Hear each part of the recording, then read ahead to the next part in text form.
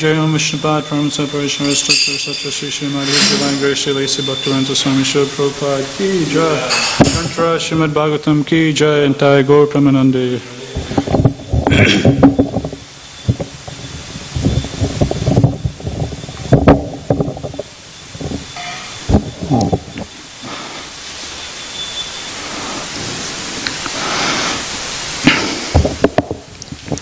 Om Namo Bhagavate Vasudevaya. Om Namo Bhagavate Vasudevaya. Om Namo Bhagavate Vasudevaya. Reading from Srimad Bhagavatam, Canto 3, Chapter 2, titled Remembrance of Lord Krishna. Text number 4.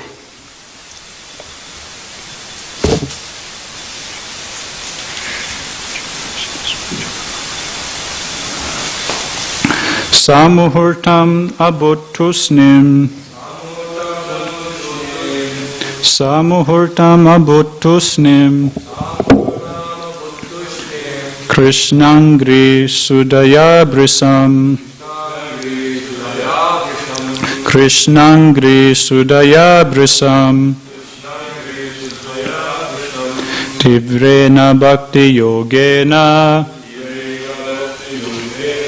Tivrena bhakti yogena.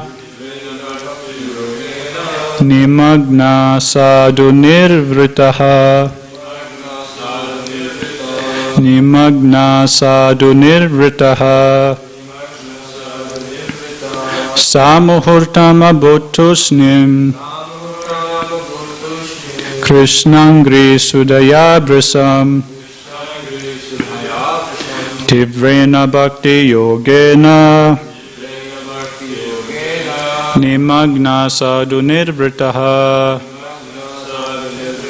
Samuhurtam abhuttusnim. Krishnangri Sudaya Brisa Tivrena Bhakti Yogena Nimagna Sadhu Nirvritaha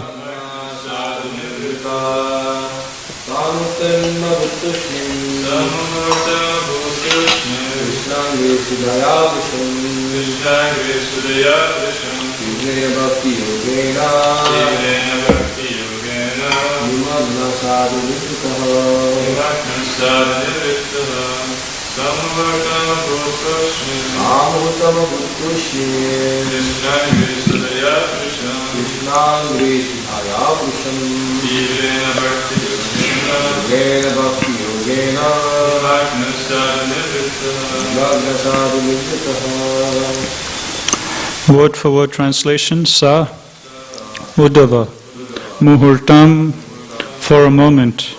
Abhut, became. Tusnim, dead silent. Krishna Angri, the lotus feet of the Lord. Sudhaya, by the nectar. Brisam, well matured.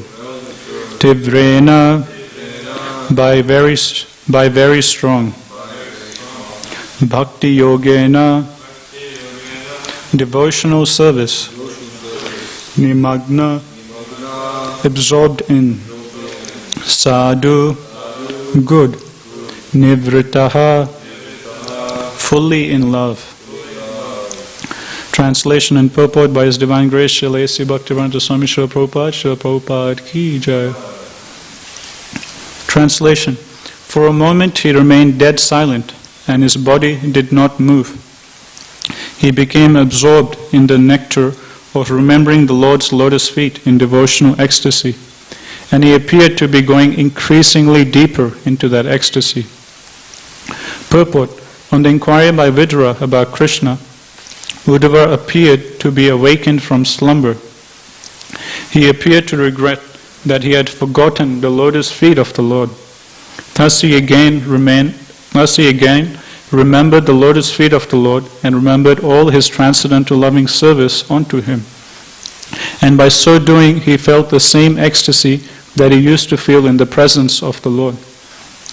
Because the Lord is absolute, there is no difference between his remembrance and his personal presence. Thus Uddhava remained completely silent for a moment, but then he appeared to be going deeper and deeper into ecstasy. Feelings of ecstasy are displayed by highly advanced devotees of the Lord. There are 8 kinds of transcendental changes in the body: tears, shivering of the body, perspiration, restlessness, throbbing, choking of the throat, etc.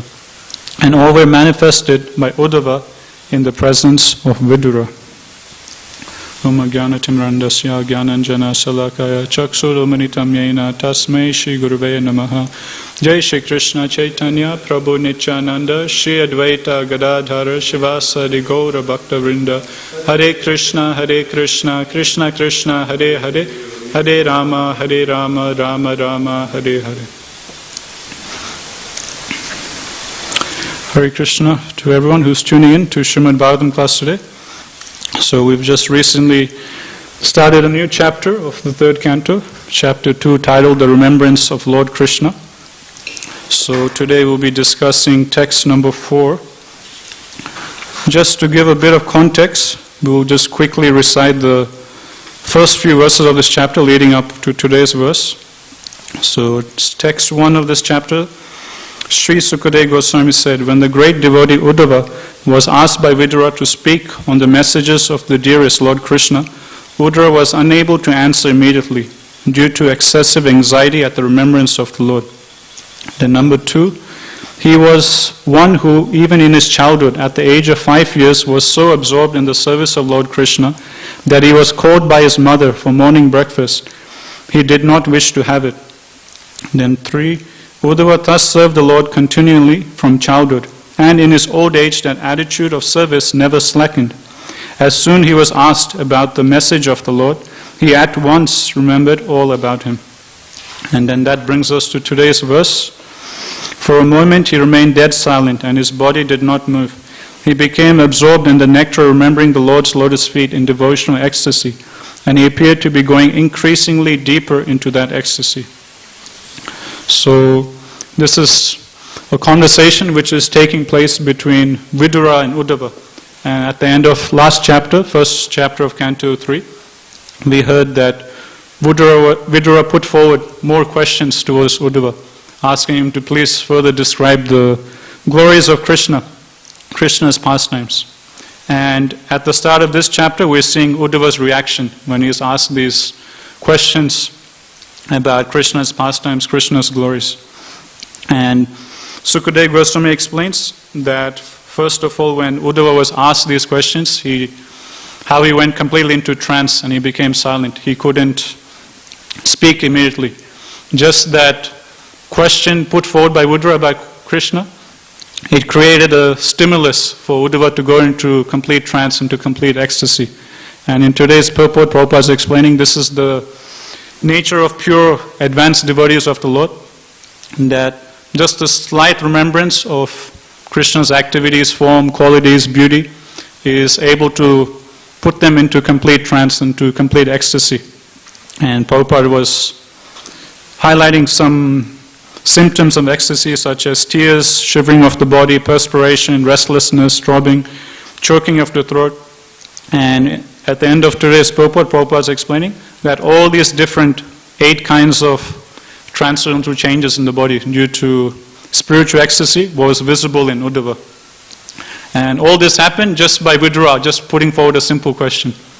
So what was Vidura's question? That was at the last verse of chapter 1.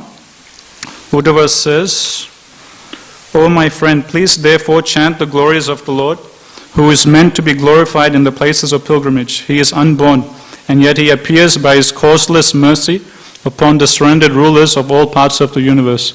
Only for their interest did he appear in the family of his unalloyed devotees, the Yadus." So it seems like a very simple question, inquiry put forward by Vidura, but that small little question, because it's in relation to Krishna, it stimulates Uddhava to remember all the wonderful qualities of Krishna, the pastimes of Krishna, and just that itself is enough to put him into transcendental ecstasy. Now we also hear so much about Krishna, we also see during the whole day staying in the temple, we get to hear about Krishna so much, we get to chant so much about Krishna, we get to see wonderful pictures of Krishna's pastimes. But when we see and hear, we don't get the same effect. We don't just go completely into trance and start displaying these symptoms of ecstasy. So that's the difference between neophyte devotees like us who are practicing Vaidhi Bhakti, and that's the difference with Uddhava, who is a pure unalloyed devotee of Lord. For advanced devotees, Mahaprabhu explains that in CC it's given for advanced devotee, whenever he sees something around him, he doesn't see the actual external form of that object, but he sees his Ishtadev in that form. And every single thing, no matter, it could be something mundane or very insignificant, could be something completely material, but the pure devotee of Lord, because he's always absorbed in thoughts of his supreme beloved Krishna, he doesn't see the actual outer form, but he sees his Lord in that form. And just by seeing that, he goes into ecstasy. And we're seeing Uddhava displaying that at the start of this chapter. And classical case of this is displayed by Mahaprabhu himself in Ancha Leela of Chaitanya Charitamrita. It's given Mahaprabhu just walk into some ordinary garden, and just going into a garden, he will just be reminded of Vrindavan. And then he will just think of Vrindavan and he'll go into complete trance, he'll go into complete ecstasy. Or he'll see some tree and seeing the blackish complexion of the tree, he'll think, okay, this tree is Krishna, and he'll immediately go and embrace the tree. An example is given once he was walking past a sand dune, a big hill of sand, and Mahaprabhu is immediately reminded of Govardhan Hill. And immediately in ecstasy, he thinks, oh, this is Govardhan Hill, and immediately he starts running towards that sand dune. Or sometimes he sees the beach in Puri, the ocean, and seeing the ocean, he's immediately reminded, oh, this is Yamuna in Vrindavan. And immediately he goes into ecstasy and he dives deep into the ocean. And then he faints, and then all the devotees are in anxiety. Where did Mahaprabhu go? Where did Mahaprabhu go? Like this, there's a whole chapter in Chaitanya Charitamrita. So in Antya Leela we see, like here in the third canto, we're giving a small example of how devotees, just how deeply they're absorbed in Krishna's remembrance. And Chaitanya Mahaprabhu, he displays this even more in Chaitanya Charitamrita. There's so many examples of him. Just small things are reminding him of Vrindavan, reminding him of Yamuna, reminding him of Krishna. And these small things make Mahaprabhu go into ecstasy. So this is the nature of pure devotees of the Lord. And one interesting other point Prabhupada is mentioning in his purport is that the nature of, the absolute nature of Krishna, how there is no difference between Krishna's personal presence and Krishna's holy name, his form, his qualities, pastimes. There's no difference. And Prabhupada is using this as an example, as proof of that point. Prabhupada is saying that Krishna is not physically present there in front of Uddhava. Okay, if Krishna personally manifested in front of you, then looking at Krishna's beauty, one will go into ecstasy. Wow, Krishna is here, he's so beautiful. One offers obeisances and one's body starts shivering, tears comes out of his eyes, seeing directly Krishna in front of him. But that's not what's happening here. Krishna is not personally present in front of Uddhava. But still Uddhava is going through the same transcendental ecstasy. Still Uddhava is feeling the same transcendental symptoms. Why? Because Prabhupada is explaining there is no difference between being in the personal presence of the Lord and by remembering the Lord. Because Krishna is absolute, if we are chanting Krishna's holy name, if we are remembering Krishna's pastimes, Krishna's qualities, that's just as good as being in Krishna's personal association. And one will derive the same benefit. The classical example Prabhupada gives is that of Bhagavad Gita. Prabhupada says that some people say that, I missed out, Arjuna heard directly from the mouth of Krishna, but we just have the recorded, the slokas that whatever Krishna said, we won't get the full benefit. But Prabhupada says no. If we read Bhagavad Gita as it is, then one that's just as good as Arjuna hearing directly from the mouth of Krishna. There's no difference between Arjuna hearing directly from the mouth of Krishna, just sitting 2 meters away from Krishna, than us reading Bhagavad Gita as it is. Prabhupada says we derive the same benefit. There is no difference at all. So this is the nature of, the absolute nature of Krishna. The absolute nature of Krishna consciousness, which makes it so simple and so easy for everyone to pick up.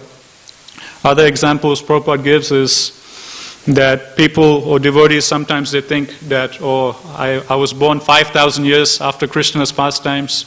I was born 500 years after Chaitanya Mahaprabhu's pastimes. I missed out on the Leela. If only I was born thousands of years ago, I could have personally witnessed all of the wonderful pastimes of Krishna, all the wonderful pastimes of Mahaprabhu. But Prabhupada says that if we simply read the pastimes of Krishna in Bhagavatam, Krishna book, or read the pastimes of Mahaprabhu in Chaitanya Charitamrita, that's just as good as personally participating in the pastimes. There is no difference. So again, in this way, Prabhupada is trying to drive home that point. Because to a maturely conditioned mind, it doesn't make sense. But in spiritual life, this is the unique gift of Krishna consciousness, the absolute nature of Krishna. And that just by hearing Krishna's pastimes, remembering Krishna's pastimes, that's just as good as personally being in the personal presence of Krishna. And one derives the same benefit. And this is not something that, one has to religiously believe or have faith in. One can practically experience this. How by remembering Krishna, how by chanting Krishna's glories, how by reading Bhagavatam, it's non-different to being in Krishna's personal presence. So how can we physically prove it or scientifically prove this point which Prabhupada is explaining? It's very simple. We can look in our own lives. For example, in Bhagavatam, you'll see so many instances where a particular devotee who will do some austerities, who will do some tapasya for thousands and thousands of years, and then finally, after thousands and thousands of years, Vishnu will come on Garuda and give darshan. So we see that with Dhruva Maharaj, he did tapasya for 6 months. Usually it takes a lot longer, thousands and thousands of years, but Dhruva Maharaj, by the strength of his devotional service, he was able to get darshan in just 6 months. So then we see Prishni Garbha personally coming and giving Dhruva Maharaj darshan. And same thing we see with so many other instances, like recently I was reading 4th canto of the Prachetas. They're doing austerities, tapasya, penance underwater, following the instructions of Shiva. So they're underwater, reciting the Rudra Gita, offering devotional service to Vishnu. And then Vishnu personally, again, he comes to give the Prachetas darshan.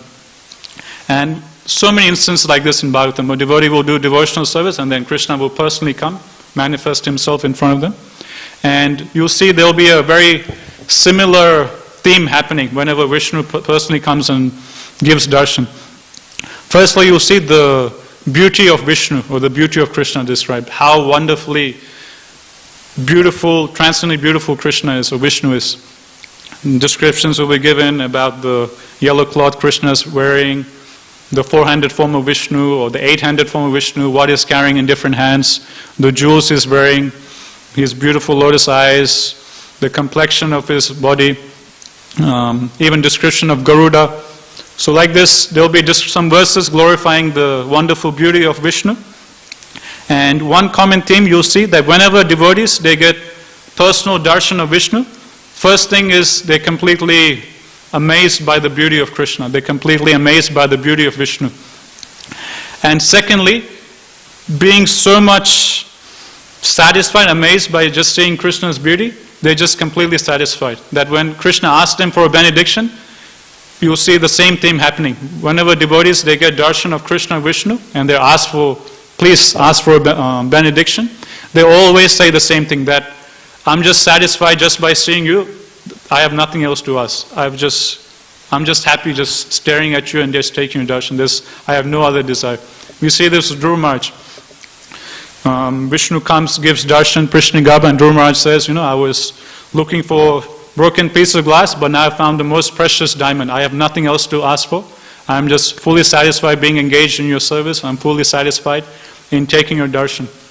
And recently I was reading in 4th canto, Prachetas, they say the exact same thing to Vishnu. When Vishnu comes and gives the Prachetas darshan, they say the exact same thing. They say that just like a bee, when the bee comes to a parijata tree, the parijata tree gives the bee unlimited nectar. So the bee has nowhere else to go. The bee has found a tree where there is unlimited flowers with unlimited pollen and nectar. So the bee is simply satisfied just being in that parijata tree. It won't go anywhere else. So in the same way, when we come to the lotus feet of the Lord, there is nowhere else for us to go. We're simply fully satisfied in serving the Supreme Lord. We don't want anything else. We're just fully satisfied in your bhakti. We have no other desire. So the Prachetas, they say the exact same thing to Vishnu. So this is one effect that's given when one takes personal darshan of the Supreme Lord. When Krishna personally manifests himself before a devotee, and when a devotee sees Krishna himself, one effect that's given is that the devotee is completely purified of all material desires. So you'll see in different instances in Bhagavatam, when Vishnu comes and gives darshan, there'll always be some verse which will say that, okay, Krishna gave darshan, Vishnu gave darshan, and whatever little material contamination or desires was present was all completely washed away. And the devotee was completely cleansed, and the devotee became completely satisfied in just taking darshan of the Lord. So this is one effect that we can see from Bhagavatam that's given of what is the benefit of personally seeing Krishna himself, personally being in Krishna's association. So this is one effect, is that one's heart gets completely cleansed of all material desires and one becomes completely satisfied in engaging in bhakti. Same thing we see with the 4 Kumaras. They initially smell the tulsi from the lotus feet of the Lord, and then again they take darshan of Vishnu. And again the same description is given, that when they see the beauty of the Lord, they're just completely amazed how wonderfully beautiful Krishna is. And by taking darshan of the beauty of the Lord, by smelling the tulsi from the lotus feet of the Lord, whatever little contamination was there from their impersonal realization was all completely washed off, and they became completely purified, and they became pure unalloyed devotees of the Lord. So this is the effect of personally seeing or taking darshan of the Lord, and this same effect can be experienced, Prabhupada is explaining, when one remembers the Lord, when one chants the holy name of the Lord, when one hears the pastimes of the Lord. One might not personally be seeing the Supreme Lord like the Prachetas are seeing, like the 4 Kumaras are seeing, One might not personally see the Lord just like Dhruva Maharaj is saying, but because Krishna is absolute, just by hearing Krishna's holy name, just by chanting his holy name, just by hearing his pastimes, just by remembering his pastimes, the same effect can be experienced for anyone. And we can see that in our own lives. We haven't personally, Krishna hasn't personally manifested himself before us, but we've been practicing for a couple of years. We've been taking darshan of Radha Gopinath, we've been reading Bhagavatam, we've been chanting Hare Krishna, and we can see, compared to a couple of years ago to where we have come, we've made a lot of progress. We've all given up our family, our job, studies, whatever, and we've joined the ashram and we've dedicated life full-time to serving Radha Gopinath. So that's a big progress to where we were 5 years ago, 6, 7, 8 years ago. So we can see how over the last couple of years, how so many of our material desires, our contamination has washed off. Yes, we're still not pure at heart at the moment. We still have anathas. But we can see how by practicing bhakti, how by reading Bhagavatam, how by chanting the holy name, by remembering about Krishna, by thinking of Krishna's service, engaging in practical service, how we've been purified so much over the last couple of years. From where we were before to doing so many sinful activities to where we are now, we have progressed so much. And how is that? Because Krishna, as Prabhupada is explaining, Krishna's nature is absolute. There's no difference between directly seeing Krishna to hearing Krishna, to reading about Krishna. And that's what we've been doing. And just by following this process, we've been purified so much. And if we continue following the same process of hearing about Krishna, chanting about Krishna, reading Bhagavatam, remembering about Krishna, then we'll continue to get purified until one day will come when we'll be complete, pure, unalloyed devotees of the Lord. And we can come to that stage of what Uddhava is displaying, that just at a slight remembrance of the Lord, one goes into complete trance, complete ecstasy, and tears start flowing from his eyes.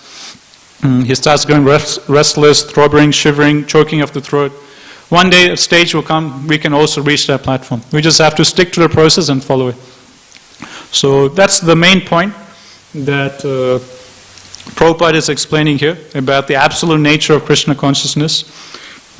How although Krishna had left this world, Uddhava was still experiencing transcendental symptoms just by remembering of the Lord.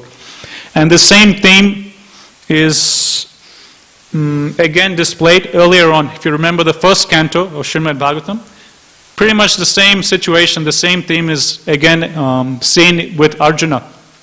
Arjuna, he leaves Hastinapur, he goes to Dwarka, he tells Yudhishthira that, okay, I'm going to go and see Krishna. It's been a long time since the battle of Kurukshetra is finished. I want to go catch up with our dear friend Krishna.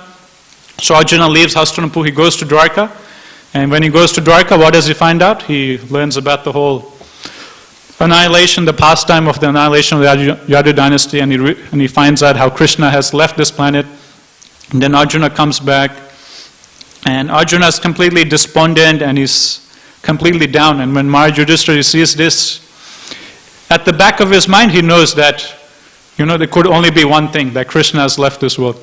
But, bad news, no one wants to speak out loud. So Maharaj Yudhishthira, he's giving different reasons. Are you sad or despondent because you couldn't fully satisfy a Brahmana in giving charity, or because of this reason or that reason, like this? He beats around the bush, and then finally Maharaj Yudhishthira says, or is it because our dear friend Krishna has left this planet? That's why you're so depressed and morose. And then Arjuna, same thing you'll see. Just as Uddhava, just by hearing just one simple question about Krishna's pastimes, Uddhava is going to ecstasy. Uddhava is immediately remembering all the pastimes that he personally had with Krishna. Uddhava was such a intimate devotee of Krishna. It's given in Dwarka Leela. Uddhava is the topmost, greatest devotee. And Uddhava's qualification is so much, it's given there are only 2 devotees who have seen or experienced both Vrindavan Leela and Dwarka Leela. One is Mother Rohini. Obviously she was there in Vrindavan during the childhood pastimes of Krishna. And then when Krishna moves to Dwarka, Mother Rohini also comes. So Mother Rohini, she goes to see both Dwarka pastimes and Vrindavan. And same thing with Uddhava. Obviously Uddhava was always constantly associated with Krishna and Dwarka. But Krishna also gave him a chance to see the amazing transcendental love of the Vrajavasis. When Krishna sent Uddhava with his letter to the gopis, to the Vrajavasis. So at that time, Uddhava, he goes to Vrindavan and he gets to personally experience and see the amazing transcendental love of all the Vrajavasis. Not only the gopis, he sees the love of Mother Yasoda, he sees the love of Nanda Maharaj, of all the elderly cowherd men, all the elderly gopis, and he also sees the transcendental love of all the younger gopis. And when Uddhava sees this, he's completely amazed. So that's the transcendental position of Uddhava. And it's given in Dwarka Lila, Uddhava is the topmost. He's bordering Vrindavan. And that's where Uddhava prays that I wish I could be a creeper in Vrindavan, so the dust of all the Vrajavasis will fall on my head. So, just like Uddhava, he's remembering all the pastimes of Krishna. In the same way, Arjuna, same thing happens to Arjuna also. So again, we see this transcendental nature of bhakti, that when one goes to the higher levels of bhakti, for advanced devotees, small things immediately remind one of Krishna's pastimes, and then they just go into complete trance. And same thing we see in the first canto with Arjuna. When Maharaj Yudhishthira is asking, why are you sad, why are you depressed? Is it because Krishna has left this planet? Then Arjuna, he immediately goes into remembrance of all the wonderful dealings and exchanges he had with Krishna. And there's a whole chapter in first canto where Arjuna is remembering all the wonderful pastimes he had with Krishna.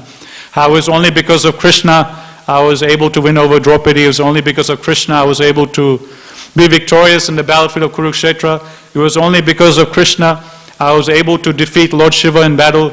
It was only because of Krishna I was able to go to the heavenly planets and help them out. So in this way, there's like verse after verse where Arjuna is remembering all the pastimes that he personally had with Krishna. And at the end of that chapter, we see a very similar thing and a similar purport by Prabhupada. At the end of that chapter, it's mentioned in Bhagavatam by Sukadeva Goswami that Arjuna was remembering all these pastimes of Krishna, and then finally Arjuna, he remembered all those instructions that Krishna gave to him on the battlefield of Kurukshetra. So all those wonderful slokas that Krishna recited to Arjuna as part of the Bhagavad Gita, Bhagavatam explains, Arjuna, he remembered all those instructions. And it's specifically given in Bhagavatam. After Arjuna, he again remembered all those instructions that Krishna gave to him in Bhagavad Gita. Then Arjuna became pacified. Then Arjuna became solaced. And in that purport, it's a very beautiful, famous purport by Prabhupada in the first canto. In that purport, Prabhupada explains that this is the nature of, same thing Prabhupada explained, that this is the nature of Krishna consciousness, this is the nature of Bhagavad Gita, that although Krishna wasn't personally present right there in front of Arjuna now, still, just by remembering the instructions that Krishna gave to him on the battlefield of Kurukshetra, Arjuna was able to again pacify himself. In the battlefield of Kurukshetra, Arjuna, he went into depression, illusion, he went into bewilderment. But one might say, okay, Krishna was personally there present before him, so he was able to get out of it. But now, fast forward, Krishna is not personally present in front of Arjuna now. But still, Arjuna was able to again get out of that mental anxiety, that mental disturbance by remembering the instructions of Krishna. So in this way, Prabhupada explains, there is no difference between hearing directly from the mouth of Krishna, in Krishna's personal association, than by reading Bhagavad Gita. One can derive the same benefit. And in that purport, Prabhupada explains, there is two benefits one gets, primary two benefits one can get by reading Bhagavad Gita. Number one can get solace from all kinds of mental anxieties, tribulations that one might be faced upon in life. So this is the nature of the material world. There will always be some problem, there will always be something that will disturb our mind. And Prabhupada explains that whenever any disturbance comes, just open up Bhagavad Gita and just read Bhagavad Gita. Just like Arjuna, he was going through such a hard time. His personal friend Krishna, who had helped him so much attachment the Pandavas had for Krishna, especially Arjuna, and now that Krishna has left. So you can imagine how much disturbance Arjuna was going through. But he was able to find solace by remembering the instructions of Bhagavad Gita. So that's effect number one. Prabhupada says that whenever any disturbance or mental tribulation comes upon us, we just read Bhagavad Gita, one will get solace. And the second effect, Prabhupada says, that one will get practical solutions to any problems one comes across in one's life. So these are two wonderful benefits Prabhupada gives of reading Bhagavad Gita, or you can say for reading any Shastra. Number one, for our heart, we get that solace, that soothing feeling. Many times life will be very difficult, something will be disturbing us, and we can experience that same soothing feeling, that same solace when we come and take darshan. Like Ghanshyam Prabhu, many times he will quote this verse by Lord Kapildev in the 3rd canto. How in that verse it's explained that when a devotee comes in front of the Lord, takes darshan of the Lord, and offers obeisance unto the Lord, and simply takes darshan of the wonderful, beautiful, lotus-like smile of the Lord. At that time, just by taking darshan of the transcendental smile of the Lord, the ocean of tears which one is overcome by gets completely dried up. So the same benefit which is given when one takes darshan of Gopinath, the same benefit Prabhupada is explaining. We will experience the same benefit when we read Bhagavad Gita, when we read Srimad Bhagavatam. Our heart will find solace, our heart will be soothed. And number two, any problem you have in life, Prabhupada explains, one will find a practical solution to that problem by reading the Shastra. So in this way, Prabhupada, just like he's explaining in today's purport, in relation to Vidura, about the absolute nature of Krishna consciousness, same thing Prabhupada explains earlier on in the 1st canto with Arjuna, how Arjuna was able to deal with his situation when Krishna left the planet. And one more point we'll discuss before we finish, I was thinking of, is this whole practice of remembering Krishna, chanting his glories, hearing about him.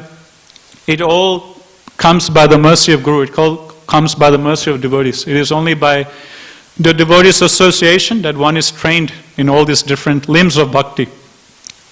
Nishima Prabhu, he was explaining on Sunday the 9 limbs of bhakti, how we don't have to perfect all of them. Even if we perfect one of them, one can get liberated.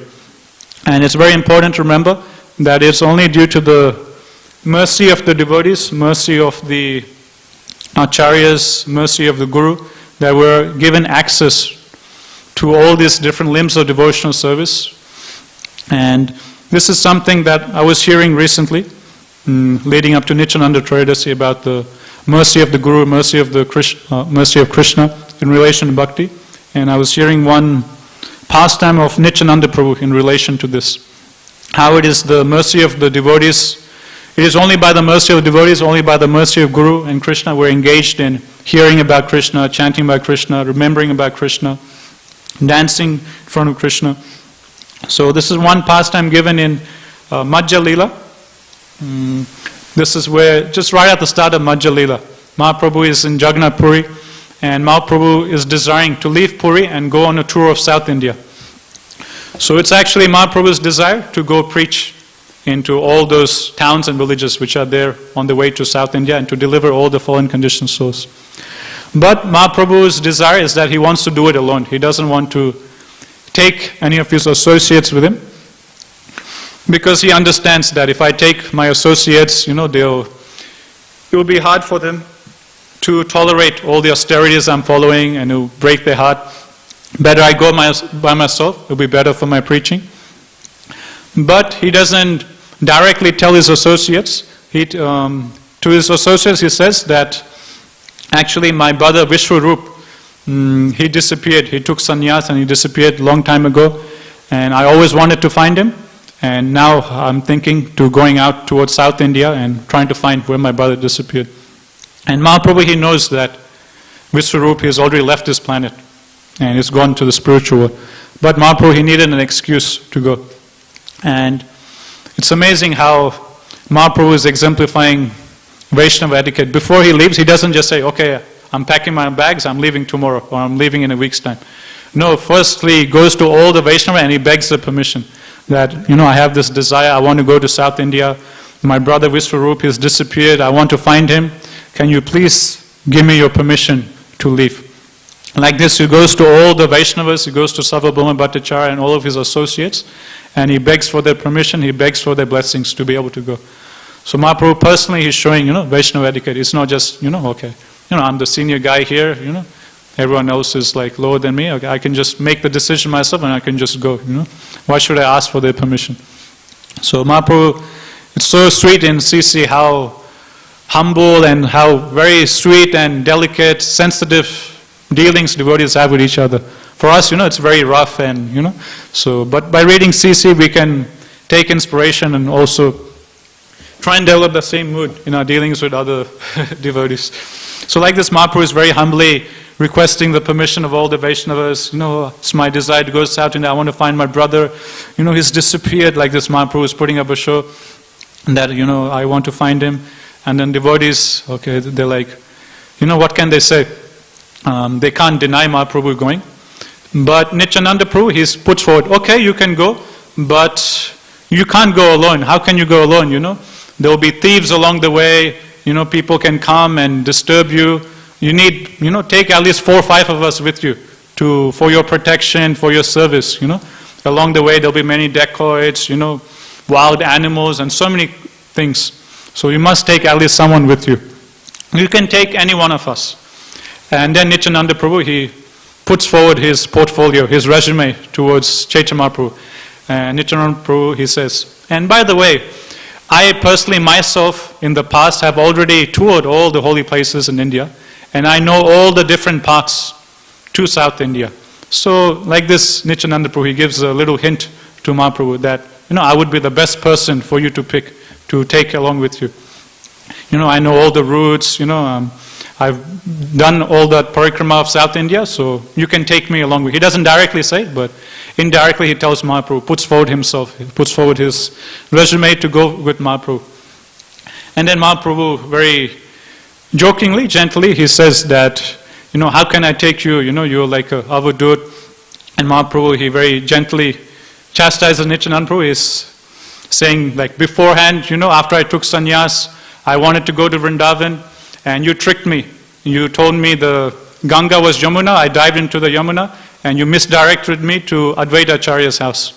Then later on, when I was going to Jagannath Puri with my danda, I gave my danda to you, trusting you, and what did you do? You broke my danda into 3 pieces and you threw it into the river.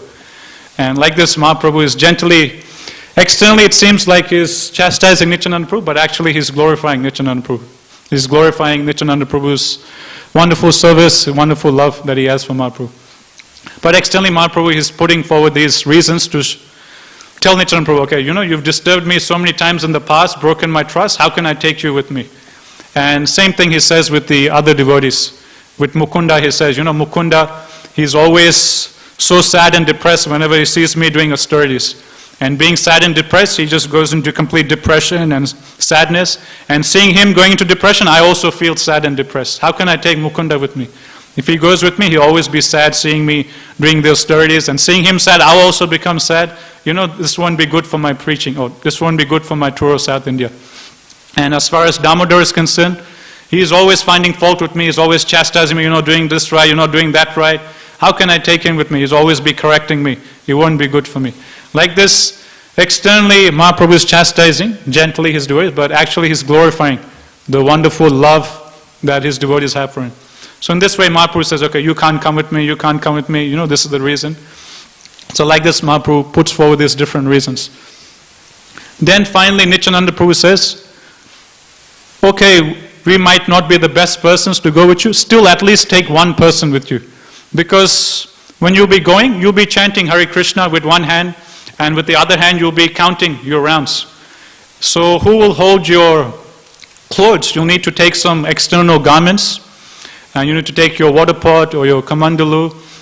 So you need to take at least one assistant with you to take care of your clothes, to take care of your water pot, because you'll be chanting and you'll be counting your rounds, and if you go into ecstasy and fall down, who will pick you up? Who will bring you back to consciousness? So you need at least one assistant to go with you.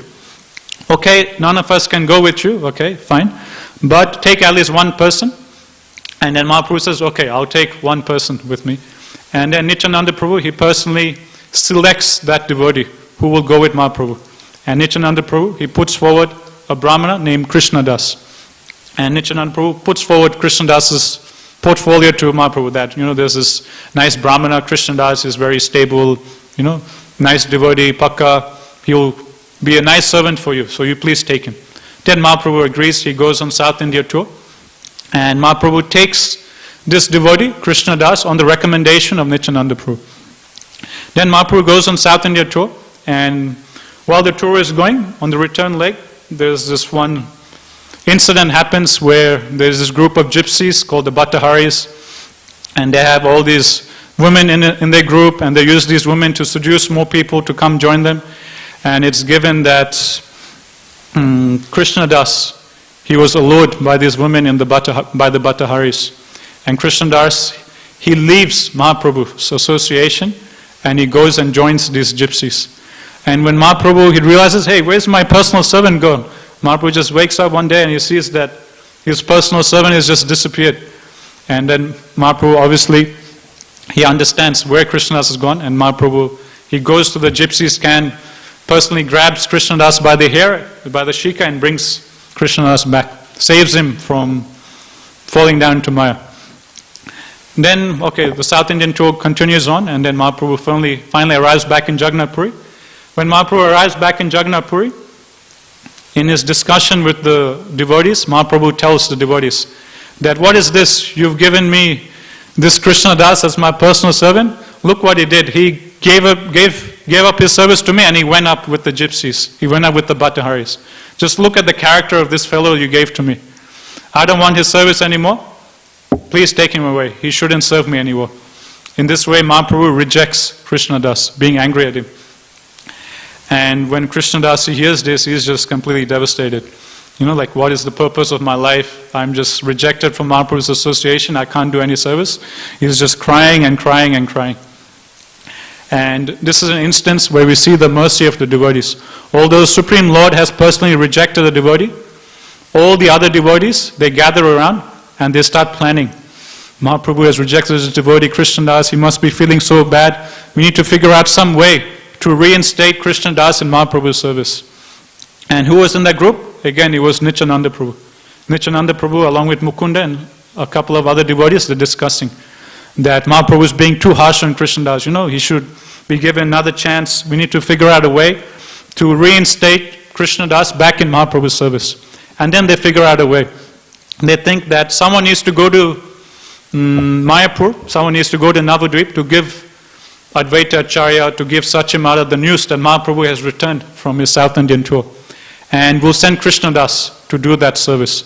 So the next day they come, and Nityananda Prabhu, he puts forward that, we are thinking that one devotee must go to Navadvip and give all the residents of Navadvip, Sachimata, Advaita Acharya, the news that you've returned. And can we send one devotee to go? And the Mahaprabhu says, yes, do whatever you wish. They don't tell Mahaprabhu which devotee they want to send. They just say, we need to send one devotee. And Mahaprabhu says, yes, you can send. And then they end up sending Krishna Das. And what a wonderful service he got. He got to personally go to Navadvip and personally meet Sachimata, Advaita Acharya, and all those amazing devotees which are present there in Navadvip. And my Guru Maharaj, in this lecture I was hearing, he was making the point that this is the mercy of the devotees. It is only by the mercy of devotees that we get Krishna's service. How did Krishna Das initially get the service of being Mahaprabhu's personal servant? It is by Nityananda Prabhu's recommendation only. Nityananda Prabhu, who is the Adu Guru, and it is only by the mercy of Guru and the devotees that one comes into Krishna's service. And we see that with Krishna Das. And later on, my Guru Maharaj explains that when Krishna Das fell down, when he angered the Lord, and when the Lord himself rejected him from his service, who came to his defense, who again brought him back into Krishna's service? Again, it was the Guru. Again, it was Nityananda Prabhu, along with the other devotees, who again picked up Krishna Das and brought him back into Mahaprabhu's service.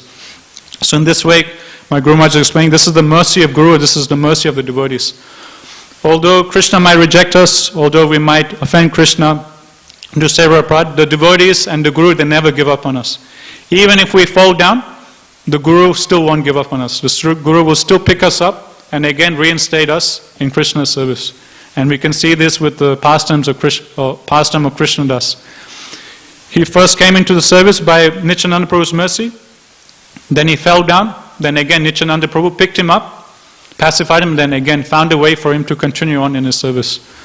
So in this way, my Guru Maharaj explained that our only hope is the devotees, our only hope is the Vaishnavas, our only hope is the mercy of our Guru. It is only by their mercy we're engaged in devotional service, and it is only by their hope that we're continuing on. Yes, there will be certain areas where we fall down, we'll have setbacks, challenges, but as long as we're in the association of devotees, everything will be all right. Okay, we'll stop here. Antara Srimad Bhagavatam ki jai, Jaguru Srila Prabhupada ki jai, Dai Gaur Premanande Hari Hari Bol.